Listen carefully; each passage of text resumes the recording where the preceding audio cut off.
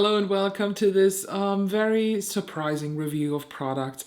You know, I was not really planning to get anything of the Pat McGrath holiday collection, but then I was 3 items of the collection actually gifted by a beautiful person, and so it's not by the brand or so. But as said, I didn't plan to buy this myself, and if it wasn't a gift, I wouldn't even have thought about it anymore because it's not what Pat McGrath used to be. And if you follow me on Instagram, you also have seen that I even part with 3 or 4 of my motherships because it's just so unexciting at this point. But since I now have 3 items, I of course want to talk about them.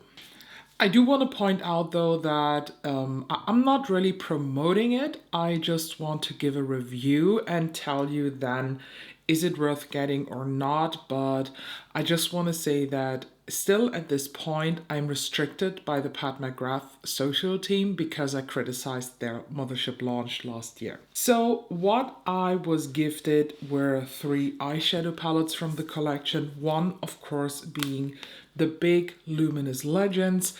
When we look here at the swatches, I don't know how well it's visible here, but they are quite different. So all 3 of the palettes that I have here are made in Italy. I just want to point that out. But the quality, at least during the swatches, was very, very inconsistent. Some of these shades, they get picked up in chunks, but then they swatch very nice. But I also had some struggles with other shades that were nearly invisible and that took multiple layers to show up here. Overall, I want to say that there are some shades in here that are quite exciting, especially the center row. So the middle 5, they are very, very exciting, but swatch-wise, I'm not wowed by this. Then we have here the star for Seduction Quint. It's what I'm wearing today, and it's the look number 2 that you see.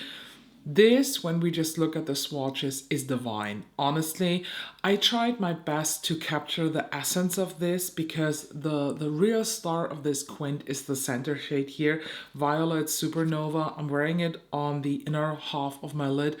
I absolutely adore this shade, and this is a purple lover's dream. And then I also got a duo, and I'm very thankful that I was gifted the black and gold duo because the other 2 are not really interesting. That jade green one is just not for me, and I think the third one was very pinky kind of, and with repeat shades from Sunset Romance, the quint from last year or so. This is the Astro Noir duo with the shades Blitz Gold and Astro Noir. As you can tell here on the swatches, the black does not appear to have a lot of shimmer, although in the pan they are visible. I do want to say though that applied on the lid, it just looks completely different. So please keep always in mind, as I just say every single time in every single review, swatches do not tell the whole story.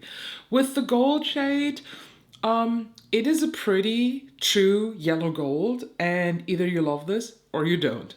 I just learned throughout the look, which is the first look by the way here, that I don't. If you're interested in how many repeat shades between the Luminous Legends collections and previous holiday collections you have, I have a video on that too. I will link it down below. And now let's get into the looks. Oh, I didn't tell you. You will see one look with the duo, one look with the quint, and then one look. I'm not able to fit in more currently because of the prep of LMS and other things that I want to do before I rank palettes this year.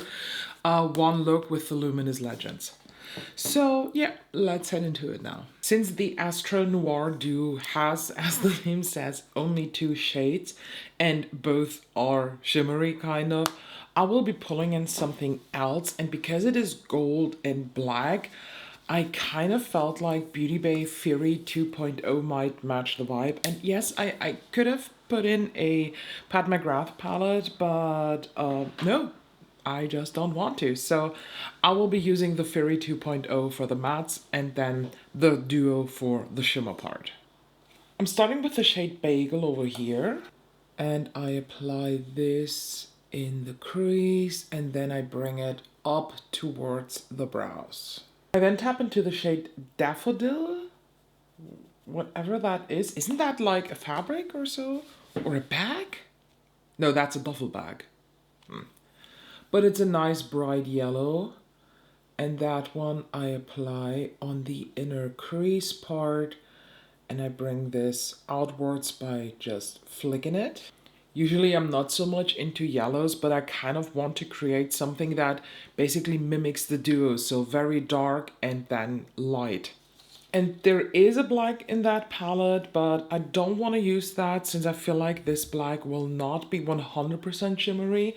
So I go into the shade Wood. It's a reddish brown. And that one I apply on the outer crease part and a tad bit on the outer V area, and then I bring it to the center, and now it looks really messy, so trust the process. I take the brush that I used the first shade with, but no additional product, and I just blend over the edges again. I applied my glitter glue, and now I go into the shade Astro Noir, and I tap this carefully here on the outer half of the lid. Honestly, this has more glitter payoff than I expected it to have, which makes me happy, honestly. So I take a small crease brush, but with no additional product, and I just blend out the edges of the Astro Noir shade. I now go into Blitz Gold, and I apply this on the rest of the lid. And where they both meet, I take the gold and I swipe it outwards on top of the black. For the waterline, I'm going in with ColourPop Sunnyvale. It's a warm reddish brown. And I tap into Wood again from Beauty Bay and blend this on the lower lash line. I also go carefully into Astro Noir, blend this here on the outer part, and whatever is left here on the brush, I flick inwards, but no additional product.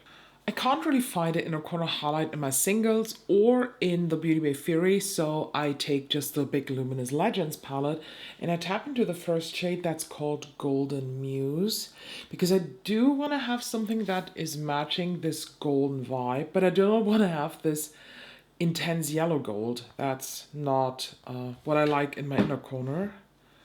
So I tapped into Golden Muse and I now just apply this.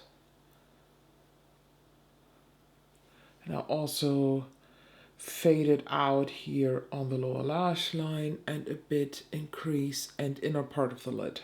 And here it is, the first finished look. On the lips, I'm wearing Charlotte Tilbury Iconic Nude Lip Liner, filled everything in, and topped it off with the Fenty Glow Heat Gloss.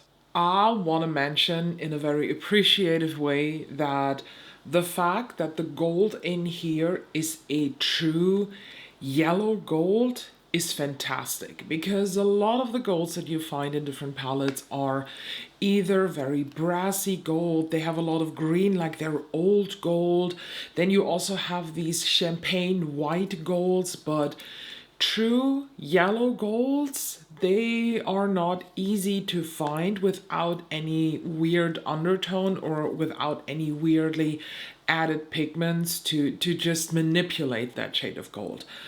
Why do I want to mention this in a very appreciative way? Because I just learned today that I do not like this shade of gold. I love gold as jewelry, as eyeshadow, yes, but I do not like yellow gold. It's crazy. I craved for a gold like this for so long, and the golden palette and the I Need a Warm from Natasha Denona, they do have shades, more so the golden, that are very close to this, but they have better undertones.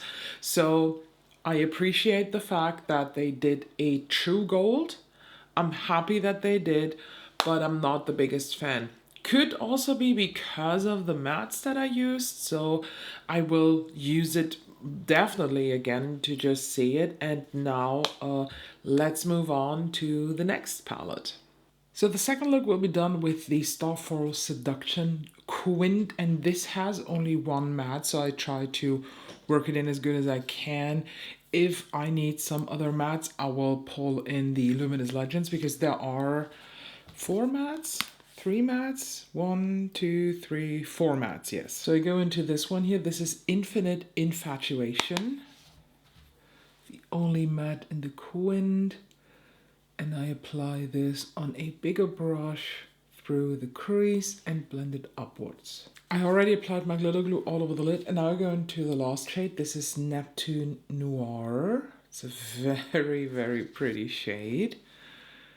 And I apply this on the outer thirds of my lid.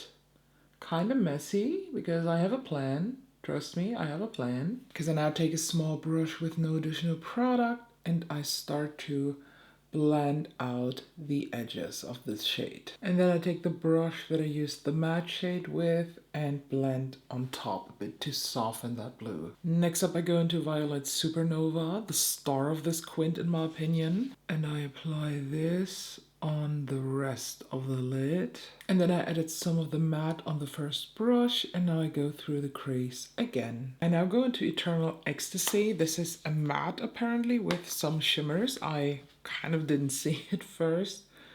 And I used this to deepen my crease. To go with the purple vibe, I use Colourpop Charmer liner and I do line my waterline with that.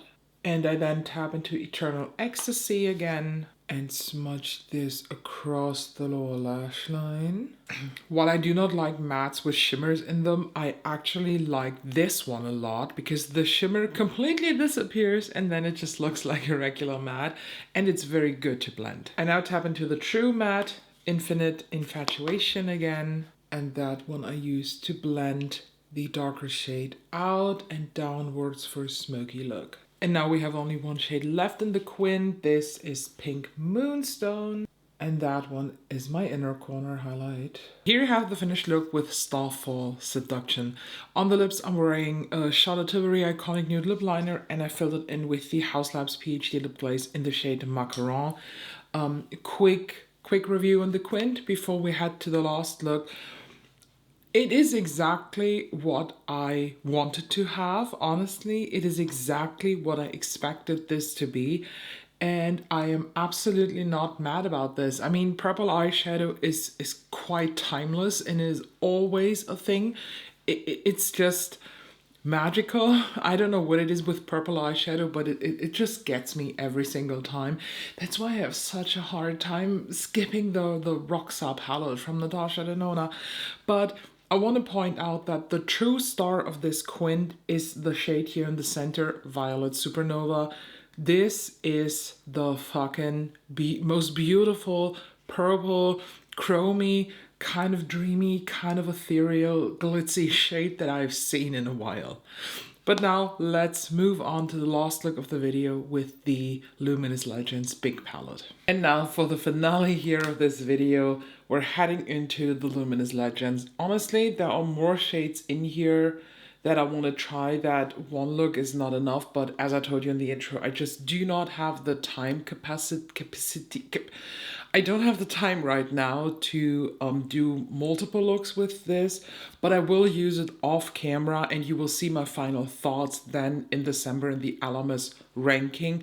But I do have so many other palettes to test before that ranking, so I try to use as many shades as possible, but in my heart, in my mind, I want to do something with the blue, a bit of these champagne-y golds, the purple, and the silver. So that's going to be a wild ride today. We're starting quite soft here in the first row. This is the shade, which one is it? Sunkissed Rose here. It's a matte. And that one is going to be my transition color today. And since Pat McGrath mattes are usually quite buildable, I take a smaller brush and tap into the same shade. And that one I concentrate just in the crease to intensify the color, and it works. But of course, I'm craving way more darkness. So I now go into this shade. This is Sable Seductress. That one I apply on the outer third, or like outer V part. and also in the outer crease. And I also went in here with a second layer to build that up. So I applied my glitter glue now, and now I go into the blue here. This is Lunar Luxury, and I apply Lunar Luxury here on the outer third of my lid. Then I tap into Orchid Opulence here in the center, and I apply this also in the center of the lid, leaving the inner third bare. And then I go into Moonlit Mist next to the purple, and that one I use to fill in the rest of the lid. Despite having glitter glue on, this has a ton of fallout, but you know me, I personally do not really care about the fallout because I do my eyes before the makeup, but maybe for you it's important to know.